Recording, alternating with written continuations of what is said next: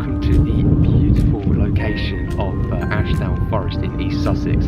As you can see, I'm joined by our Focus RS that hasn't appeared on the channel in months. I think the last time it appeared on the channel was February.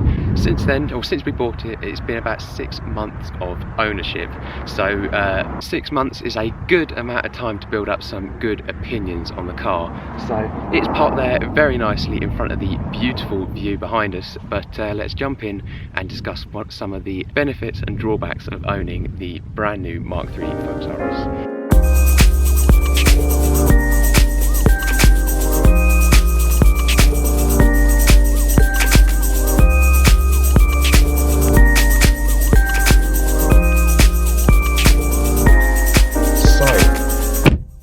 Inside the Focus RS then, now there's a few points I need to sort through whilst I'm in here. Now, one of the main things with buying this car is the character that it has.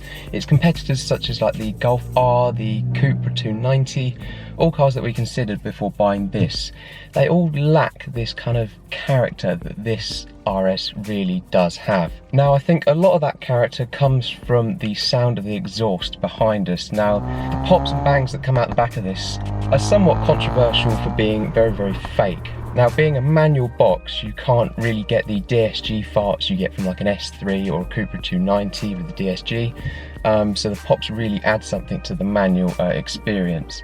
But yeah, the character of this car is definitely something that drew us to buying it. But that character is something that you it's quite novelty, and I think that novelty after 6 months is gradually wearing off. Now, a lot of my opinions formed in this video are going to be based off of my dad's driving experience and stuff that he's told me throughout his ownership. Now, this is actually our daily car. We have the Subaru Impreza that stays in the garage and doesn't really come out that often, but this is the car that my dad drives to work on a daily basis.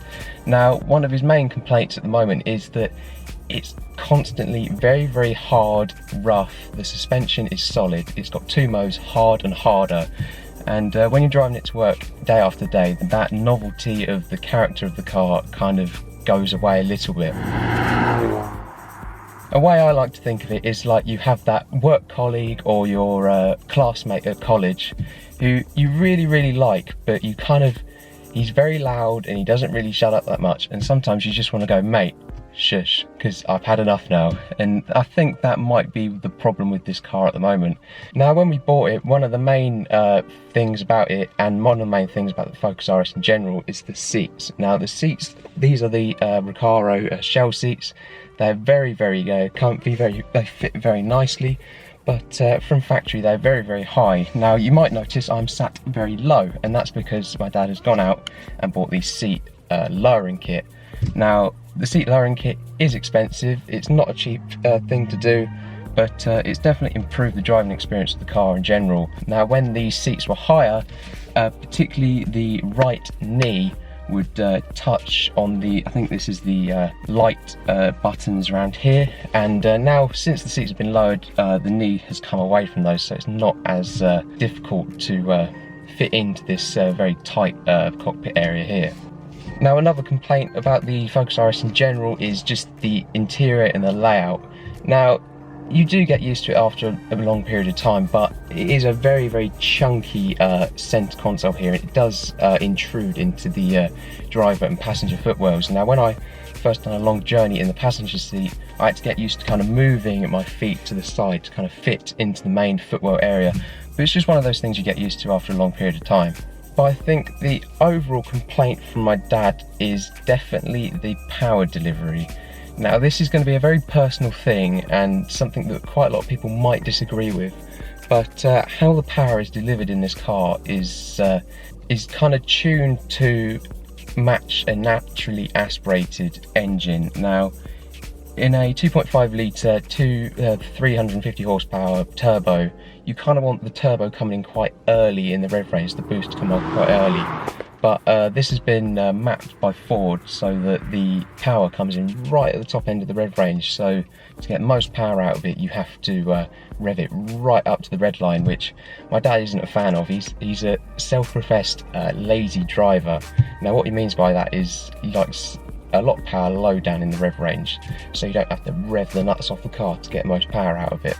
but this does have a Dream Science ECU tune on it, so it has dropped the boost down a bit lower down in the rev range compared to stock, but it's definitely not a kick in the back low down in the rev range when that boost comes in.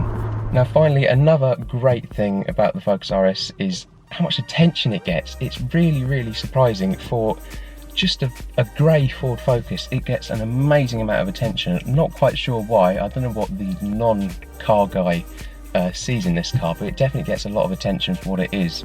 Now I think that's great. I think it's definitely down to the sound of it and the extended styling options like the front bumper. The front bumper makes it look so aggressive.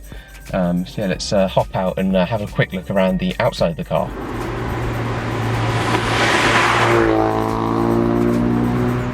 So yes, as I've said, the looks of the Focus RS are definitely one of the areas where it excels. R1 is finished in the magnetic grey, which in this direct sunlight here absolutely shimmers in the sunlight. As well as that, we also have obviously the blue, nitrous blue Brembo brake calipers. We've also had a few extra bits done, so like the subtle RS logo there, as well as on the rear spoiler around the back. It definitely highlights it very nicely. Now, one of the main design decisions behind this Focus RS is the lack of flared wheel arches that you got on the Mark 1 and Mark 2. Now the reason for that is Ford chose to prioritise four-wheel drive over wheel arches, but despite not having flared wheel arches, it does look incredibly aggressive. I think thanks to the see the extended lines through there extending down through the bumper makes it look very squat and aggressive.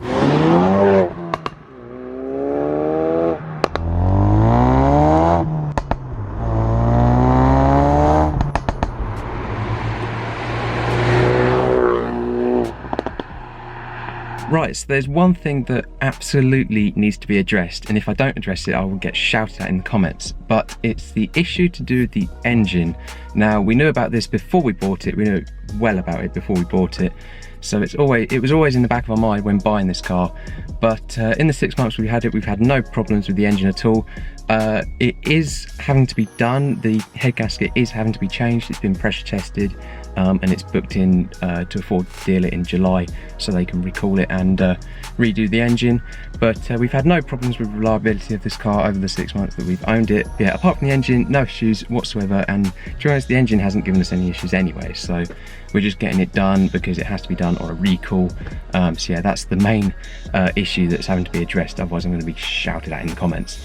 So there we have it then, my very quick overview of 6 months ownership of this Focus RS. If you're a Focus RS owner, I know a lot of Focus RS owners come and watch my videos over from forums, etc. Let me know if you agree or disagree with some of the things that I've said in this video.